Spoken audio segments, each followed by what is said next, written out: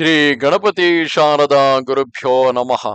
ಕೂಜಂತಂ ರಾಮ ರಾಮೇತಿ ಮಧುರಂ ಮಧುರಾಕ್ಷರಂ ಆರುಹ್ಯ ಕವಿತಾ ಶಾಖಂ ವಂದೇ ವಾಲ್ಮೀಕಿ ಕೋಕಿಲಂ. ಶ್ರೋತೃಗಳಿಗೆ ಶ್ರೀ ಚಾಮರಾಜೋಕ್ತಿ ವಿಲಾಸವೆಂಬ ಕನ್ನಡ ರಾಮಾಯಣದ ಯುದ್ಧಕಾಂಡದಲ್ಲಿ ಶ್ರೀ ರಾಮಲಕ್ಷ್ಮಣಾದಿಗಳು ಬ್ರಹ್ಮಾಸ್ತ್ರದಿಂದ ಬಂಧಿತನಾದದ್ದು ಎಂಬ 73ನೆಯ ಅಧ್ಯಾಯಕ್ಕೆ ಸ್ವಾಗತ.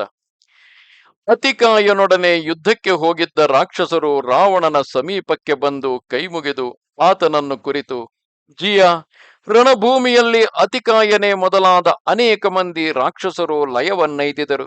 ಯುದ್ಧಕ್ಕೆ ಹೋದವರಲ್ಲಿ ತಿರುಗಿ ಬಂದ ರಾಕ್ಷಸರು ನಾವು ಮಾತ್ರವೇ ಎಂದು ಹೇಳಿದರು.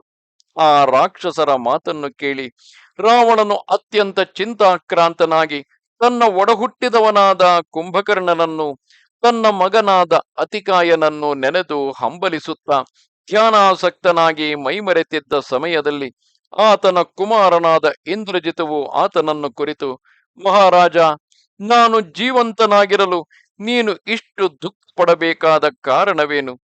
ಇಂದ್ರ ಶತ್ರುವಾದ ನನ್ನ ಬಾಣಗಳಿಗೆ ಎದುರಾಗಿ ನಿಂತು ಜೀವಸಹಿತವಾಗಿ ಹಿಂದಕ್ಕೆ ಹೋಗುವವನಾರು? ಇಂದು ನನ್ನ ಪರಾಕ್ರಮವನ್ನು ನೋಡು.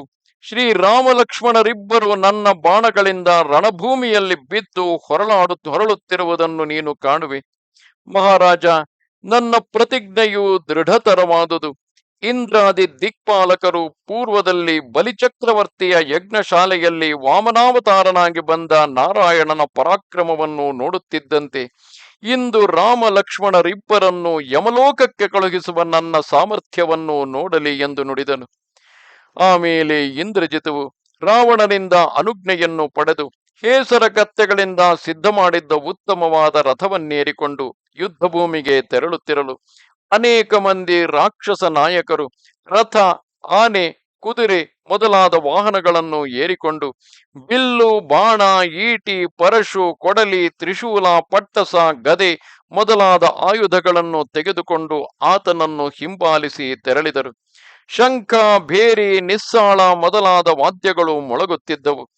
ಈ ಪ್ರಕಾರ ಶತ್ರು ಸಂಹಾರಕನಾಗಿ ಸಮಸ್ತ ಬಿಲ್ಲುಗಾರರಿಗೂ ಅಗ್ರೇಸರನಾದ ಇಂದ್ರಜಿತವು ಶರತ್ಕಾಲದ ಪೂರ್ಣ ಚಂದ್ರನಂತೆ ಅತ್ಯಂತ ಬಿಳುಪಾದ ಶ್ವೇತ ಛತ್ರವನ್ನು ಹಿಡಿಸಿಕೊಂಡು ಪೂರ್ಣ ಚಂದ್ರನಿಂದ ನಿರ್ಮಲವಾದ ಆಕಾಶದಂತೆ ಒಪ್ಪುತ್ತಾ ಸರ್ವಾಭರಣ ಭೂಷಿತನಾಗಿ ಲಂಕಾಪಟ್ಟಣದ ರಾಜಬೀದಿಯಲ್ಲಿ ಹೋಗುತ್ತಿರುವ ಸಮಯದಲ್ಲಿ ಅತಿ ತೇಜಸ್ವಿಯಾಗಿ ಸಮಸ್ತ ಬಲವನ್ನು ಕೂಡಿಕೊಂಡು ಸೂರ್ಯನಂತೆ ಶೋಭಿಸುತ್ತಿದ್ದ ಆತನಿಂದ ಲಂಕಾಪಟ್ಟಣವು ಅಂತರಿಕ್ಷ ಲೋಕದಂತೆ ರಮಣೀಯವಾಗಿ ಪ್ರಕಾಶಿಸುತ್ತಿತ್ತು.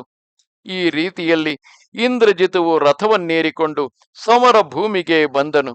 ಅಲ್ಲಿ ಇಂದ್ರಜಿತವು ಸುತ್ತಲೂ ರಾಕ್ಷಸರನ್ನು ಕಾವಲಾಗಿರಿಸಿ ಅಗ್ನಿಯನ್ನು ಪ್ರತಿಷ್ಠೆ ಮಾಡಿ ವಿಧಿವತ್ತಾಗಿ ಒಂದು ಹೋಮವನ್ನು ಮಾಡಿದನು. ಅವನು ದರ್ಭೆಗಳಿಂದ ಯಜ್ಞ ಪುರುಷನಿಗೆ 4 ದಿಕ್ಕುಗಳಲ್ಲಿಯೂ ಪರಿಸ್ತರಣಗಳನ್ನು ಹಾಕಿ ಸಮಿತ್ತುಗಳಿಂದ ಯಜ್ಞ ಪುರುಷನಲ್ಲಿ ಕರಿಯ ಶಿರಸ್ಸನ್ನು ಕತ್ತರಿಸಿ ಪ್ರಜ್ವಲಿಸುತ್ತಿದ್ದ ಯಜ್ಞ ಪುರುಷನಲ್ಲಿ ಮಂತ್ರವತ್ತಾಗಿ ಹೋಮ ಮಾಡುವ ಇಂದ್ರಜಿತುವಿಗೆ ಜಯವಾಗುವ ಕೆಲವು ನಿಮಿತ್ತಗಳಾಗುತ್ತಿದ್ದವು. ಯಜ್ಞ ಪುರುಷನು ಬಲವಾಗಿ ಪ್ರಜ್ವಲಿಸುತ್ತಿದ್ದನು.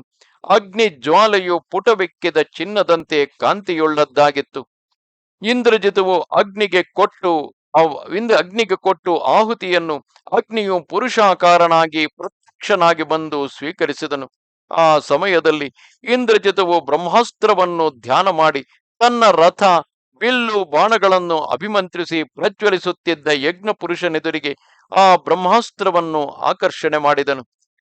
ಆ ಸಮಯದಲ್ಲಿ ಚಂದ್ರ, ಸೂರ್ಯ, ನಕ್ಷತ್ರ ಮಂಡಲ ಸಹಿತವಾದ ಅಂತರಿಕ್ಷ ಲೋಕವು ನಡುಗಿತು. ಆಮೇಲೆ ಇಂದ್ರಜಿತವು ಬ್ರಹ್ಮಾಸ್ತ್ರವನ್ನು ಕೈವಶ ಮಾಡಿಕೊಂಡು ಆ ರಥ, ಬಿಲ್ಲು, ಬಾಣ, ತ್ರಿಶೂಲ ಮೊದಲಾದ ಆಯುಧಗಳ ಸಹಿತವಾಗಿ ಅಂತರ್ಧಾನವನ್ನೈದಿ ಮರೆಯಾಗಿದ್ದುಕೊಂಡು ಧ್ವಜ, ಪತಾಕೆ ಮೊದಲಾದವುಗಳಿಂದ ಅಲಂಕರಿಸಲ್ಪಟ್ಟ ಕುದುರೆಗಳನ್ನೇರಿಕೊಂಡು ತನ್ನ ಚತುರಂಗ ಬಲಕ್ಕೆ ಯುದ್ಧವನ್ನು ಆರಂಭಿಸಲು ಆಜ್ಞಾಪಿಸಿದನು.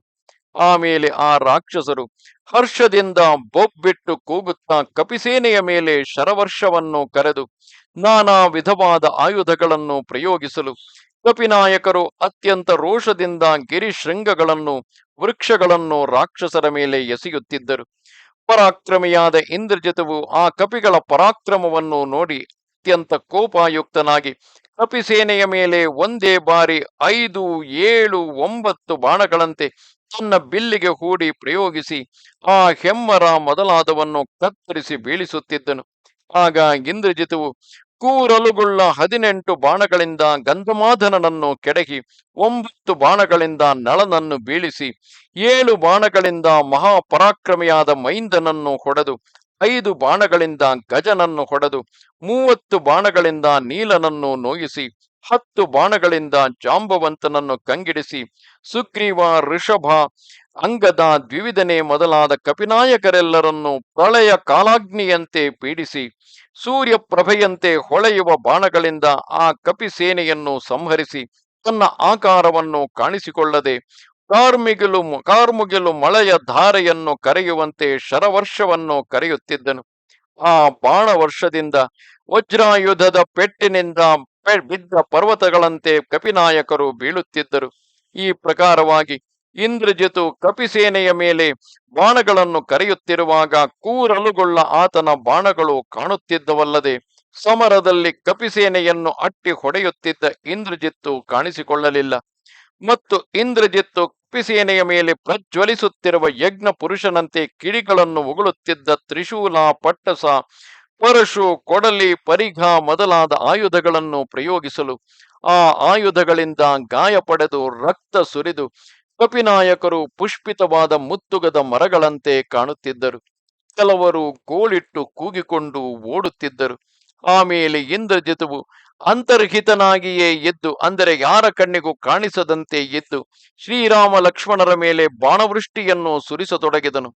ಆಶ್ಚರ್ಯಕರವಾದ ಆತನ ಯುದ್ಧಕ್ರಮವನ್ನು ಕಂಡು ಮಹಾತ್ಮನಾದ ಶ್ರೀರಾಮನು ಲಕ್ಷ್ಮಣನನ್ನು ಕುರಿತು, ಎಲೈ ಲಕ್ಷ್ಮಣ, ಇಂದ್ರಜಿತು ಬ್ರಹ್ಮಾಸ್ತ್ರದ ಸಾಮರ್ಥ್ಯದಿಂದ ಸಮಸ್ತ ಕಪಿಸೇನೆಯನ್ನು ಸಂಹರಿಸಿ ನಮ್ಮ ಮೇಲೂ ಬ್ರಹ್ಮಾಸ್ತ್ರ ಪ್ರಯೋಗವನ್ನು ಮಾಡುತ್ತಿದ್ದಾನೆ.